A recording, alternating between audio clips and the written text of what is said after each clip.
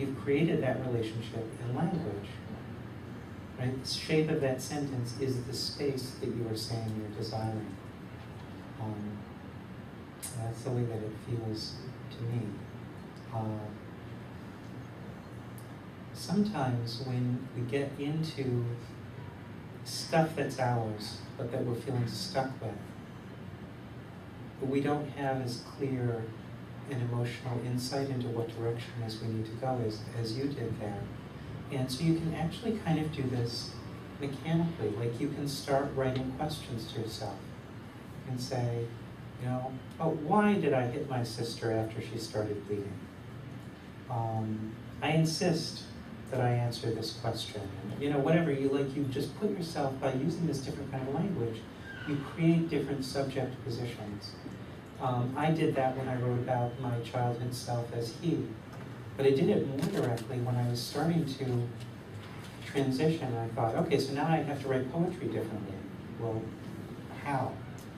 Right? There's no manual for transsexual poets. After gender transition, you should go from writing like this, which is writing like a man, to writing like this. Right? I had no clue. But it was really important because poetry had always been the real thing for me. That was the best of me, my real self. And I realized I still didn't feel comfortable saying I, because I still didn't know who that meant. And what I did instead was I started saying you. I started talking to myself in the second person with great authority. So I was pointing my words toward a self, but I didn't have to own the self. And that kind of space was really important to me for a period in transition, and what it enabled me to do something I'd never had as a man. I had no language for emotion because I couldn't really write as myself. So I just didn't even know how you have emotion in poetry, but I knew that that was important.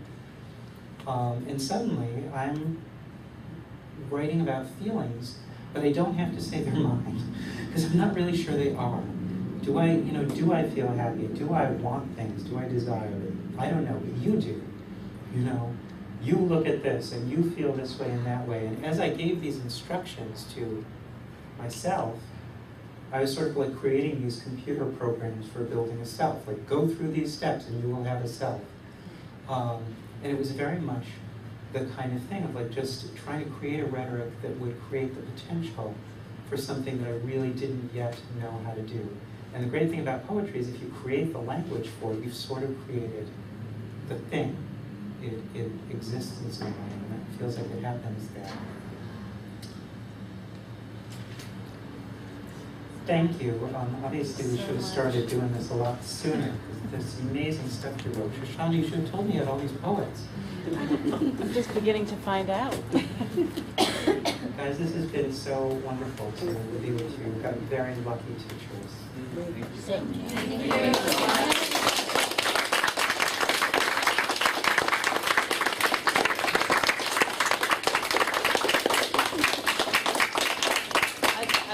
I'd love to end with a few acknowledgements and appreciations of Joy from the group.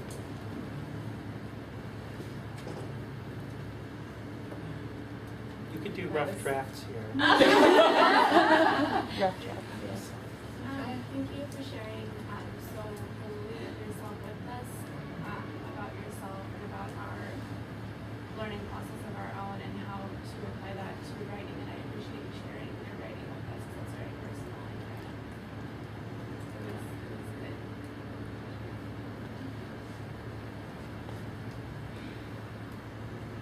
Yeah, I just appreciate you sharing your story and also describing ways on how we can get ourselves out of traps and, keep the process going, but still being true to whatever it is that we're doing and to just keep going with it.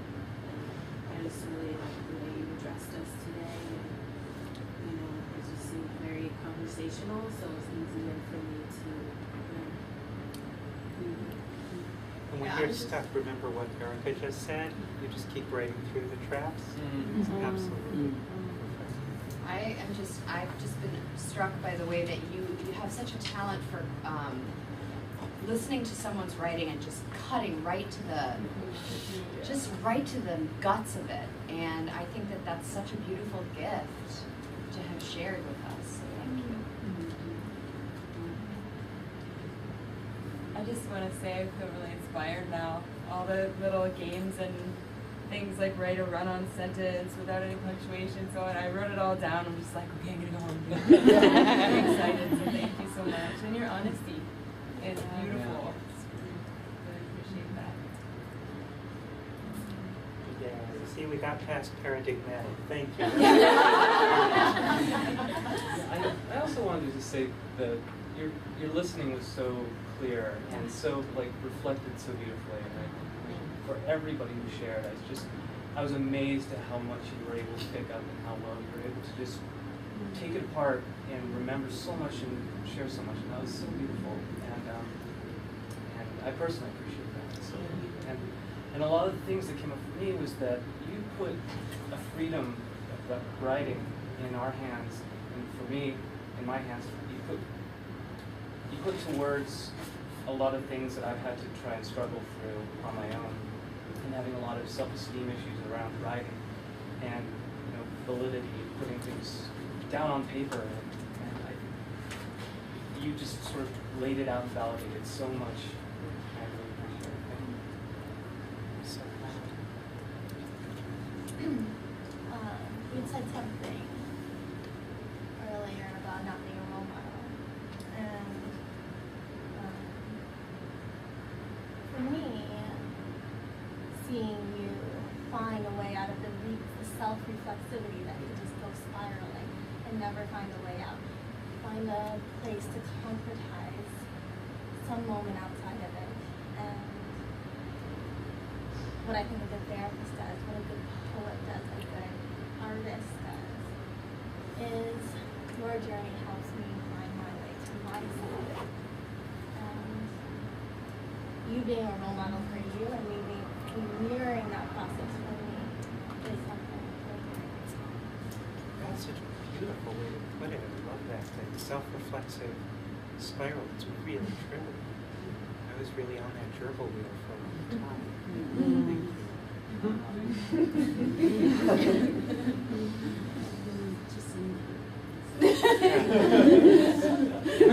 Squeaking away. I so appreciate, I really am witnessing how important it is for me to share with other artists and see, because every time I sit with an artist that has a way of opening up my systematic way of working, it's such a relief, because then it's like the cage door opens and I'm like, oh, I can get out of that box too. So you gave me so many tools today to just keep getting out. Yeah, for sure the tools for me too. I feel like the I just don't even want to say it. Like dread. It's like, I feel like we're like enemies, and so, but I just feel like I can have a new relationship with it now. Especially when you switch charities around, it's like going from like the crap to like less crap. it felt really freeing to me. I was like, okay, it doesn't have to, because I feel like that's what I'm most afraid of. Like, I don't want to have to think about that, Yes. So it's hard to be like, I don't want to do this, But it feels better to feel like switching things. The tools I wrote down. I was like, what is it? Wait, we're not going to talk about number 3? Number 2. Sorry, it was grammatical person. It was grammatical person. So if you write the same story about yourself in first person, second person, and third person, you will find amazing things. It's like a superpower. So. Yeah, that was it. It was going to take a lot longer though. So thank you for helping me be concise. But what you were saying, a lot of you were saying, is so, writing is about freedom and power. Being a therapist is about that too. You want people to feel the power to free themselves from the things that make them feel lousy. And you can model that for yourself as a student.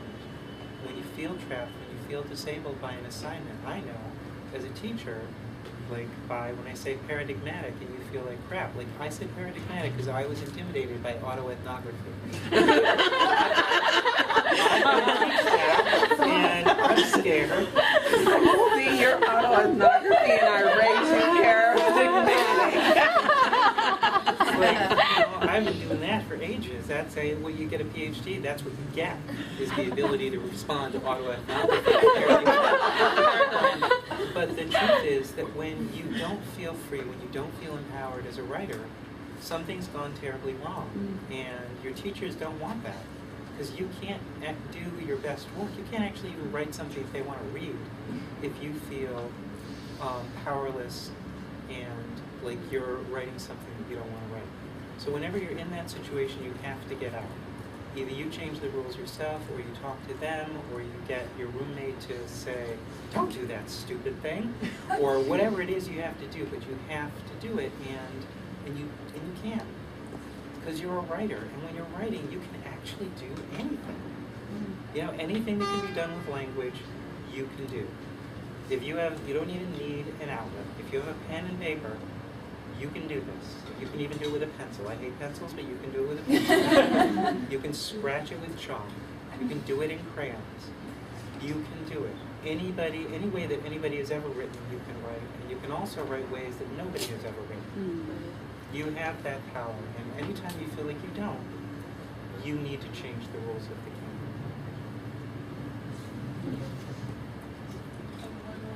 Appreciation. I just so appreciate the warm engagement that you have with all of the aspects of the process, and just this invitation to all the different voices of it, that some of them seem so dauntingly awkward and uncomfortable and scary, and that you're just in conversation with all the aspects, and you really opened up the possibility in so many like technical and poetic ways for us to be in those conversations, and I appreciate it so much.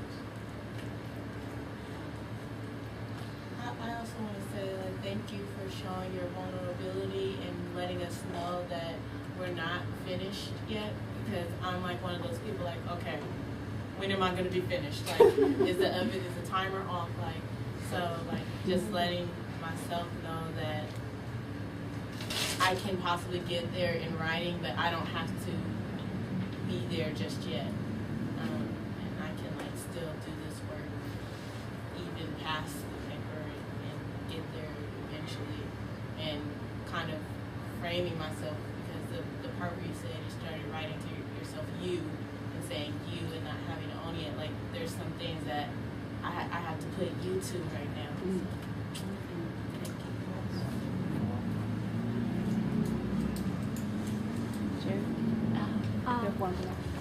I'm the second year EXA student, and I have attended your class last year. I thought you looked familiar. And actually, I'm so grateful to have this opportunity to meet you again, because I really, really like you.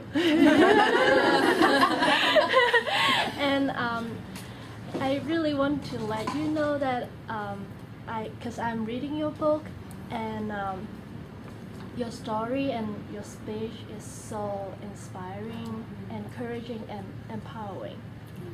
And I really appreciate that. Thank you so much. Where is your book? Is it being Yeah. sold? Like, We should meet in the library. It is being sold. It is unlikely to be being sold in your local bookstore. But we It's could like- get it for the library here. Absolutely. It's available through Amazon. Can you buy it on Amazon? Yeah, it's available through the University of Wisconsin Press website. It is cheaper on Amazon. They're not happy about that at the University of Wisconsin Press, but okay. So it is, and it's even available in Kindle, which they're really not happy about at the University of Wisconsin. My son has a learning disability, he can't process things visually, so he needs them read out loud, and there is going to be an audiobook of it, but that's probably going to take a year. And it won't be read by me, because they said that authors would probably do a bad job, so I'd have to audition. And they wouldn't pay me because they knew it would take 3 times as long. So I was like, okay, why don't you do it? So it won't be my voice, but. Thank you so much. Thank you. And so, do you teach you teach at a university? Do you teach workshops? So I teach at Stern College for Women of Yeshiva University. That's why they're all Orthodox Jewish women. And I teach some creative writing. I teach a lot of expository writing, where I both tell them that this is a journey of discovery and everything else, and that there's right and wrong ways to do it. That really blows their minds. You know, only you can come up with this, but you can blow it. It takes a while before they get that. And creative writing, and I direct the writing center. So I help train writing tutors, and it's a lot of the issues of writing are issues of anxiety and empowerment, and who's my audience, and how can I please them. It's amazing that no matter what kind of writing you're doing, it seems to bring up the same kind of difficulties for us. So. Is that all on your website? Like I have a website? No, I should. It would be on my website. It would be. I want it to be on my website. We had hoped to have Joy do a writing workshop this year, but it was the Jewish holidays, and then it was, all the scheduling stuff made it difficult. But maybe we can plan ahead and do it next year. Yeah. Please come back. Yeah.